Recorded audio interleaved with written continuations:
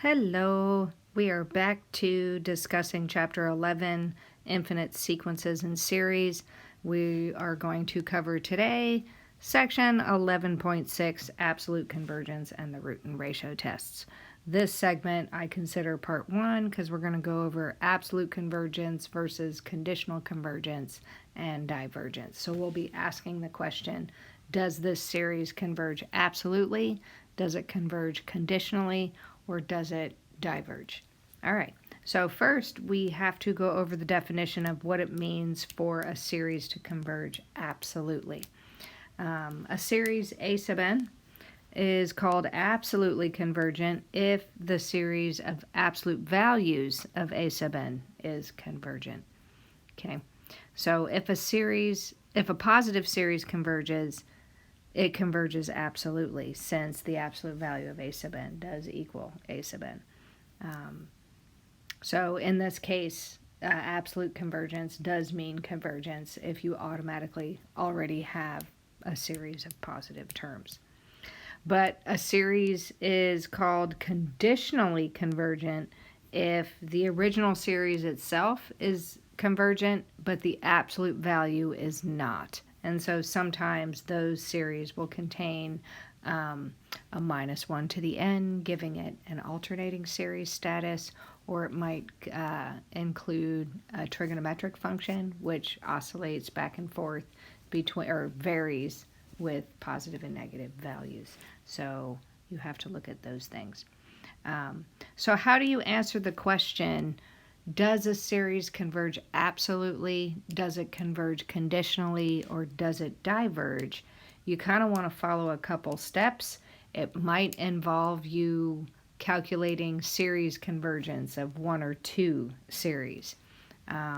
So in this worksheet, it says first, go for absolute convergence. So you want to start with, well, does the absolute value of the terms converge? And if it does, then you can make the conclusion that the entire series converges absolutely. And if that does not converge, then you want to proceed with just the appropriate test for what you started with. But I also want to point out, in this very first step, you could also consider the divergence test. In other words, take the entire expression a sub n, take the limit as n goes to infinity, and if the a sub n's do not go to 0, then you can make a conclusion that the entire series diverges, and you don't have to test for absolute convergence. You don't have to test for conditional convergence. You can just say the series diverges because you've made your choice. All right. So let's take a look at the first example, classify the series as absolutely convergent, conditionally convergent, or divergent. So this is my series here of a sub n. And so what is the absolute value of a sub n? That's going to be the absolute value of minus 1 to the n minus 1 over n. And the negative 1 goes away inside an absolute value, so we're just going to get 1 over n, and so the series here of absolute value of n is going to be the series of 1 over n, and we know this to diverge because it is a divergent harmonic series, right? You could also say that it is divergent by p-series if you want to. So we can say with conviction that this series a sub n is not absolutely convergent.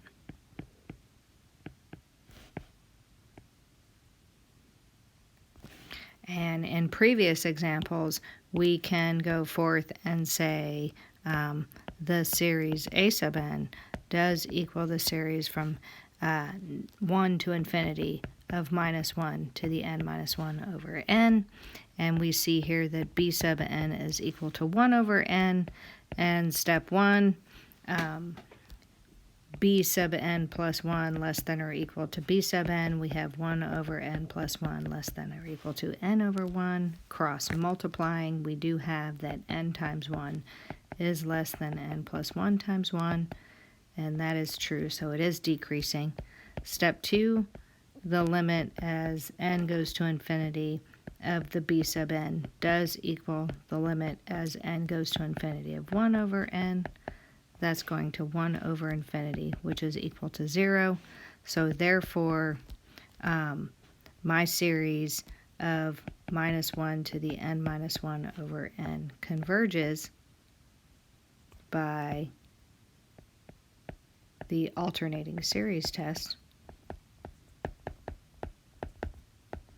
But because the absolute value of the a sub n's do not converge, my series is conditionally convergent.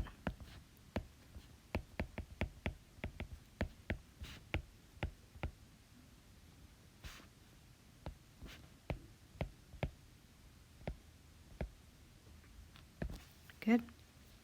All right.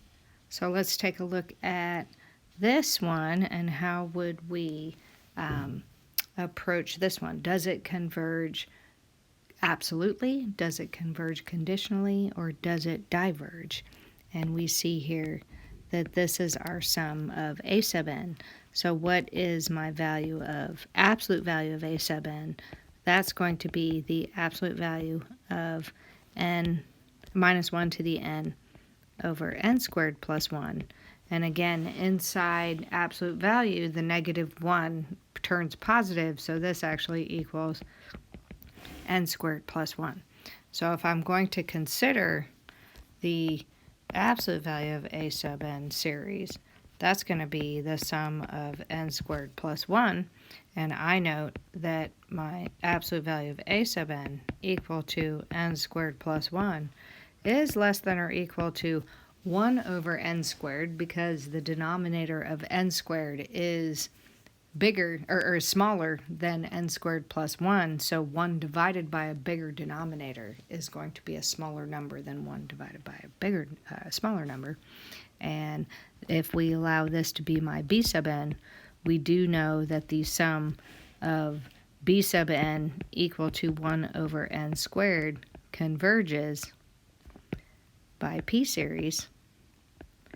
So this scenario here, my absolute value of a sub n less than or equal to b sub n and b sub n converges, that tells me that absolute value of a sub n converges by direct comparison.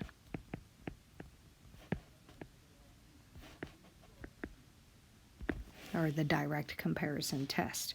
So I have conclusion, because a sub n converges, my series a sub n converges absolutely. Good. Hopefully that's clear. All right. So taking a look at this one, it looks a little tricky here. We do have, again, that this is our series a sub n. So we are looking at absolute value of a sub n equal to the absolute value of minus 1 n plus 1 over 1 times n to the ln of n. And again, the negative 1 goes away inside the absolute value. So I hope you are getting the sense of sometimes with an alternating series, you can consider the absolute convergence theorem. And what is that theorem again? If you can show that the absolute value of a sub n series converges, then your series converges. You don't necessarily have to go through the absolute or go through the alternating series test. However, if your absolute convergence test does not work, then you still have to go through the alternating series test, which is what you're going to see here. So again, the absolute value of a sub n makes the negative 1 powers go away, and we are just left with 1 over n ln of n. It is the case that the integral test does apply.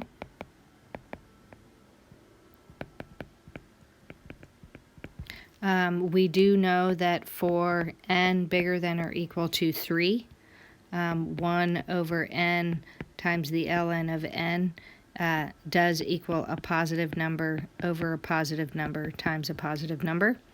Because after 1, actually ln of 1 is 0, but after that, so we could say that after ln equal to 2, we have that.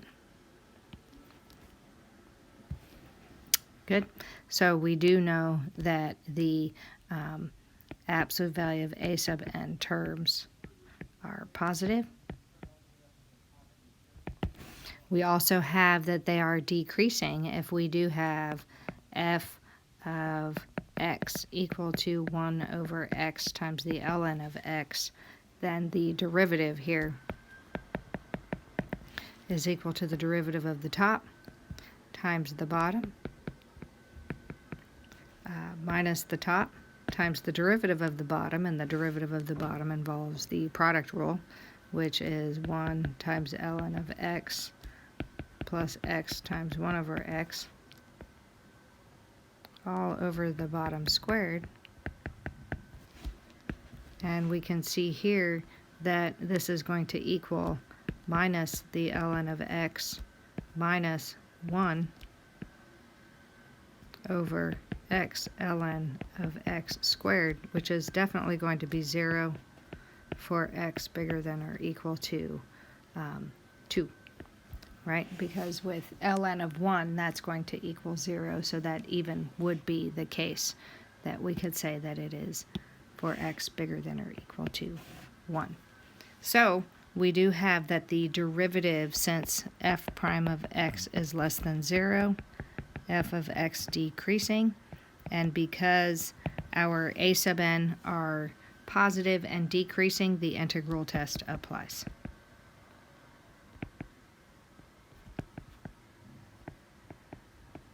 So if we were to, and we're still, keep in mind, we're considering the series of absolute value of a sub n, so we are still testing for absolute convergence. And the test here is going to be an improper integral from 1 to infinity of 1 over x ln of x dx.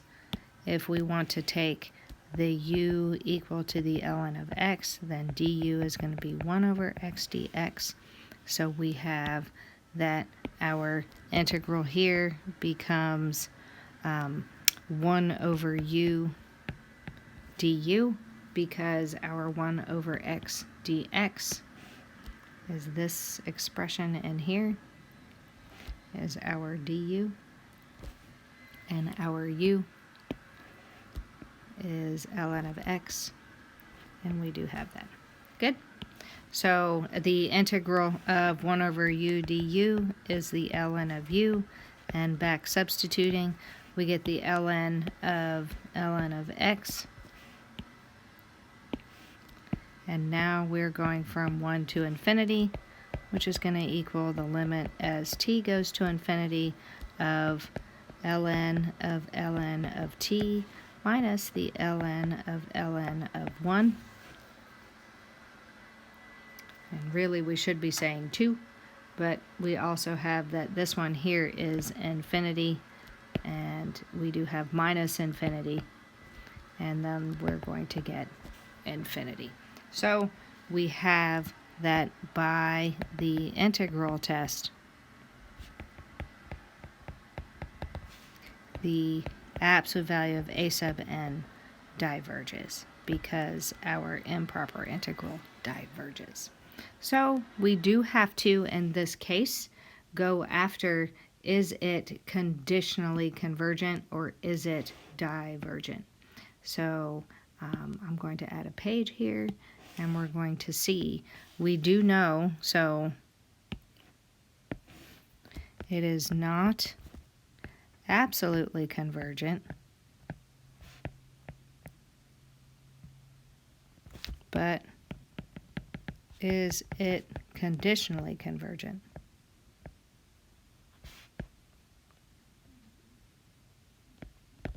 And so asking for conditionally convergent, we do go back to the original series, and our original series is, what was it again? Minus 1 to the n plus 1 times 1 over n times the ln of n. And we are starting, oh, they actually started with n equal to 3, so I probably should have done my integral from 3 to infinity, but that would have ended up being infinite as well, because of that first term, ln of t is going to infinity. But we did show from previously the b sub n does equal 1 over n times the ln of n, and we did show that the b sub n are decreasing.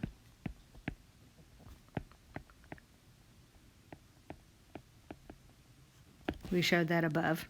It was above. And so all we have to do is show that the limit as n goes to infinity of the b sub n, which does equal the limit as n goes to infinity of 1 over n times the ln of n, and that's going to infinity times the ln of infinity. That's going to 1 over infinity, which does equal to 0. So the limit as n goes to infinity of b sub n does equal 0. So those are the two criteria to determine if a series converges by the alternating series test, and it is the case that that is true, so we can say that here a sub n converges conditionally by the alternating series test.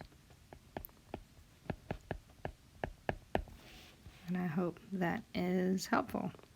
All right, I will proceed with other I will end with this one. The next theorem shows that absolute convergence implies convergence. So if a series is absolutely convergent, then it is clearly convergent. So here we can determine if the series is converges or diverges. Well, we do know whenever you have a sine function or a cosine function, please note that cosine and sine fall between positive 1 and negative 1. So I can say here that sine of n squared is less than or equal to 1, and it's bigger than or equal to minus 1, right? And the absolute value of sine of n squared is certainly going to be less than 1. Then if I divide both sides by n squared, then I get the absolute value of sine of n squared over n squared is less than or equal to 1 over n squared. And in looking at direct comparison, if this is my absolute value of a sub n and 1 over n squared is my b sub n, I have shown that the absolute value of a sub n is less than or equal to b sub n for all n. So that tells me, I also know, it's not also for all n, I also know that the sum of b sub n equal to 1 over n sub n squared converges by p series. So these two things, since absolute value of a sub n is less than b sub n and the sum of b sub n converges, then I can say that my absolute value of a sub n converges, and because of this,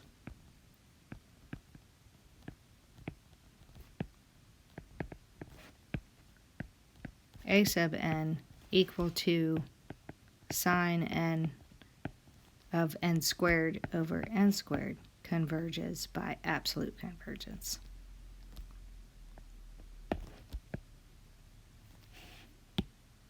And hopefully that helps. All right, I will continue with another section, lecture video that will continue with our series presentations, and that will be on ratio test and root test.